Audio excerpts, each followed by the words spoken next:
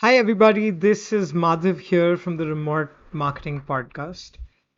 Today's episode is going to touch on remote work loneliness. Loneliness is it's something that all remote workers face, and especially now that there are a lot of remote workers already, it's a big problem. Especially because of the COVID pandemic, the base of remote workers has increased by quite a lot. And I mean, one of the problems with remote work is that, I mean, you ask any remote worker, right? In most cases, the number one challenge that they usually say is tackling loneliness, right? Most remote work servers also kind of say that. And the problem with it is that, and this is, coming from experience of working remotely for a decade, right? Um, the scenario goes like this. You'll do, you're feeling lonely, you'll do a simple Google search saying that, how to kind of tackle loneliness as a solo worker, as a remote worker, as a satellite worker, all of those things, right? And then you'll read the, top three articles, and, someone will say, join a co-working space, become more approachable as a person, and, make an effort to talk to strangers, or join a group class after work, or be an initiator of plans with friends, or become a networking ninja, you know and they give all of these things. The only problem is that these are all temporary solutions. They don't stick around permanently, right? Yes, you can be a networking ninja. Yes, you can join a co-working space. Will this continue to work over the long term, right? And so the whole remote work loneliness problem is all remote team members face, all remote workers face that, and everyone figures out to find like a long-term solution, right? And I think the bane or the real issue with this problem is that we're following tactics instead of building a system, right? We're following a tactic of like join a group class after work, right? That's a great tactic. Will it work 6 months later? We don't know, right? You need a system where you can keep figuring out, like, whenever I mean, you don't really have to reach that loneliness phase, right? Because the thing is that all of these things, all of these suggestions that you get in Google search, or you talk to a remote worker, these are all effective solutions and tactics, but they're usually ineffective over the long term. You'll get a boost of motivation one day. It's not initiating these solutions for a couple of weeks, until you slack off again on them, and bam, you're Googling again. Um, and so, we need a system to tackle remote work loneliness, something that can be followed through day in and out, adapted, refreshed, something that's repeatable, effective over the long term, and, stops you from Googling that question again. And so that's when I want to introduce you to David Burns. Okay, so a couple of months back, I read this book called Feeling Good, The New Mood Therapy by David Burns. And I came across a wonderful exercise called pleasure prediction. Um, and the goal of this exercise is to identify activities in your life that bring you the most happiness and thereby make you feel less lonely. And then you kind of build a routine and life around these activities. And so this is a book that I would highly recommend, but kind of taking this pleasure prediction activity and putting this into action for loneliness experience, I've got a couple of steps for you to start with, because this is something I did, right? So step one is to record your activities and satisfaction levels, right? So to kind of just make it easier to follow through, I actually created a spreadsheet for this exercise, which I'll link into the notes of this episode. But just create a copy of the sheet, right? And fill it for at least 4 weeks straight. And just to kind of explain to you what the sheet is, this is basically a simple spreadsheet with 5 columns, and those columns are date, activity for satisfaction. And let me start explaining you. Date is when the day you did the activity.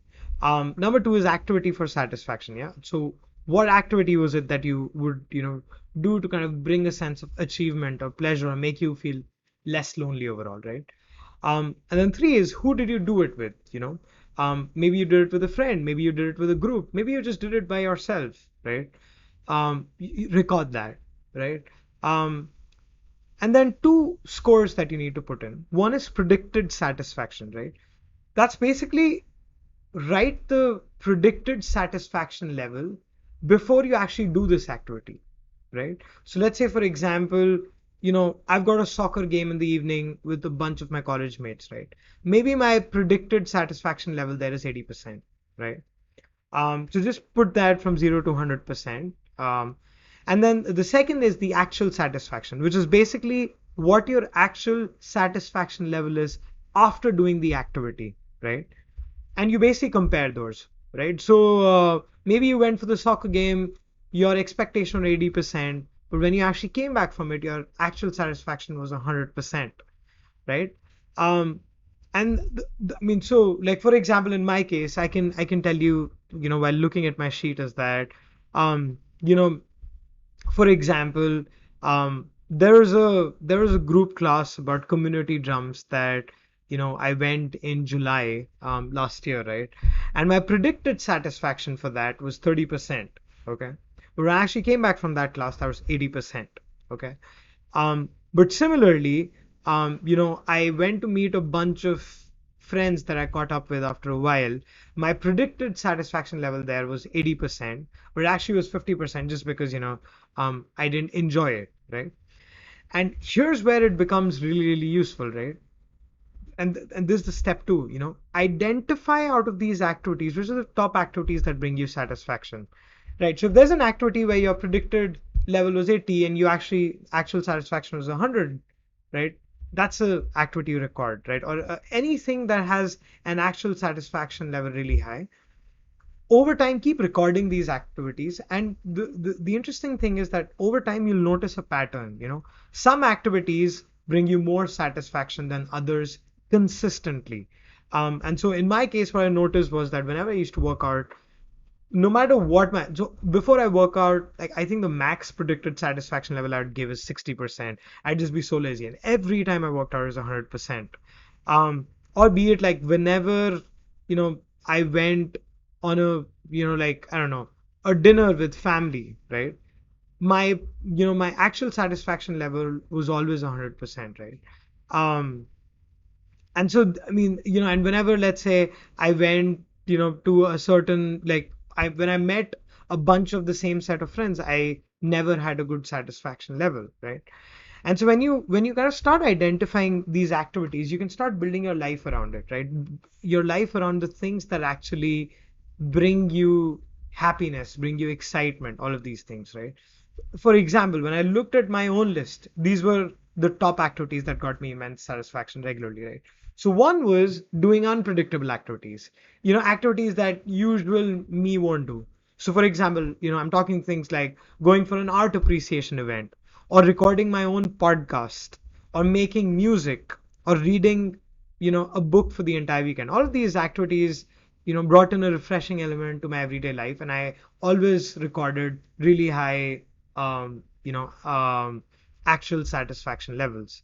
The second was, like I said, exercising. I always felt great after I work out. Doesn't matter what kind of workout I did, be it boxing, CrossFit, yoga, rock climbing, dance classes. I always felt great after each class. The third was going to my co-working space. I always loved it. I feel inspired, upbeat, and active whenever I'm working from my co-working space.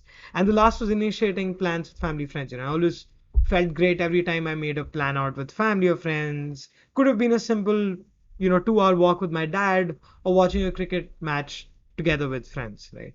And so I started building a life around these four activities, right? Now, that's not to say that these activities will constantly bring you the same amount of pleasure a year from now. And that's the reason why you still need to keep doing step one, on a daily basis, or at least once every quarter for a couple of weeks. Record your activities and these satisfaction levels.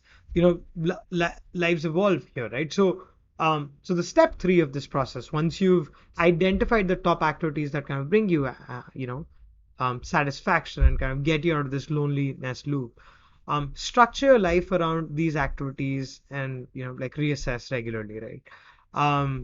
The thing is that when you start doing more of these activities that bring you pleasure, right, you'll see an immediate change. For example, after I start doing this, like this exercise every single day for 4 weeks straight, I actually noticed that I was more happy, more excited, more grateful for remote work.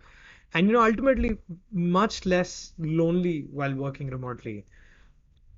And my weekly routine constantly changes as new activities are discovered and old ones stop working. It's a continuous process. That's the beauty of David Burns' pleasure prediction exercise. It's repeatably effective and it's a simple system to follow. Um, and that's how remote work loneliness should be treated like. It's a system, a process, a mental model that that constantly needs attention and improvement and needs to be worked on.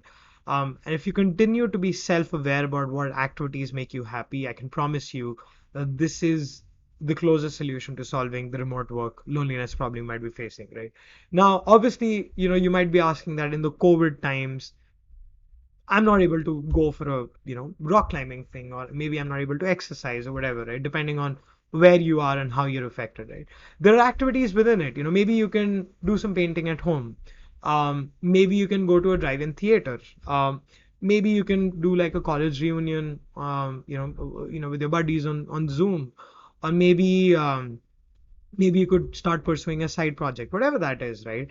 There are activities that you can do in at home as well. That's not a problem, right?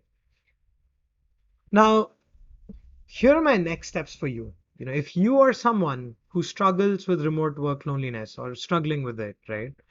Um, I want you to do these three next steps, right? The first thing is write a list of activities you're excited about, that you feel will keep remote work loneliness away. Um, I've got, a good list of activities to get you started or to inspire you. So, check out the show notes.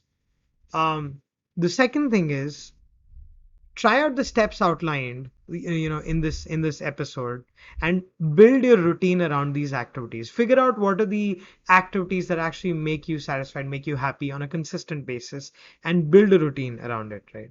And if you notice a change, the third thing is tweet to me at the Mad Bhandari if this helped, and I'd love to know if it works for you, right? Because let's be honest, we need to get this whole loneliness thing out of the thing. There's just way too many advantages of remote work for it to be sabotaged by um, these mental health issues that can be fixable, right?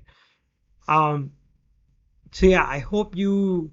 I know this was a slightly different episode from what we discussed. We usually talk about marketing strategies, interviews, and all of that, right? But we are discussing remote marketing teams, and a big aspect of remote work is self-care and self-discipline and all of these things. So this was just one of those episodes where we talked about loneliness.